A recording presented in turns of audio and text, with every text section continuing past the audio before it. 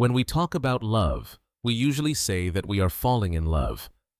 When we say that the Earth orbits the Sun, what it is actually doing is falling towards the Sun.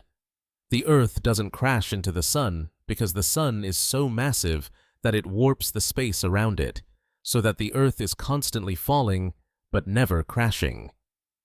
What do orbital mechanics have to do with love?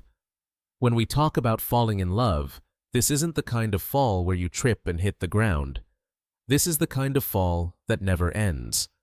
We are always falling in love's orbit. Love is so powerful that it warps the space around it, so that we are always falling towards it, but never crashing into it. This is an interesting metaphor, but it is important to note that in this metaphor, if we are the Earth, then the Sun is love itself, not the person that we are in love with. In psychology, there is this concept of third space. Basically, in a relationship, each person has an individual space, but together they can create a third space that is separate from either, but to which both can enter and exist together.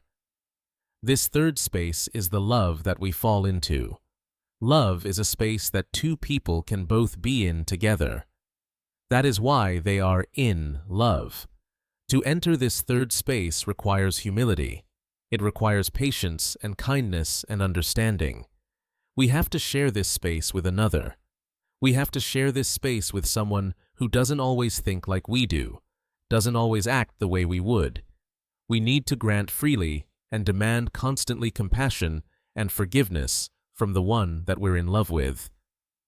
This third space is different from the one we're used to, and that is scary and wonderful and exhilarating and exhausting. To return to the orbital metaphor, it may take a while before we find the right orbital resonance with each other. In astronomy, scientists have developed what they call the Goldilocks zone, which is a region in space around the Sun where life could possibly exist. If you get too close to the Sun, you're going to burn up. If you're too far, you're going to freeze. The same goes with love. If we let ourselves fall too deeply into love, then we're going to burn out in a jealous rage. If we give ourselves too much space, we may fall completely out of love's orbit altogether. But we may find that even as we do our best to exercise patience and kindness and humility and self-sacrifice, we will sometimes find our orbits have gotten out of sync. It will take an entire lifetime and then some to find that perfect orbit.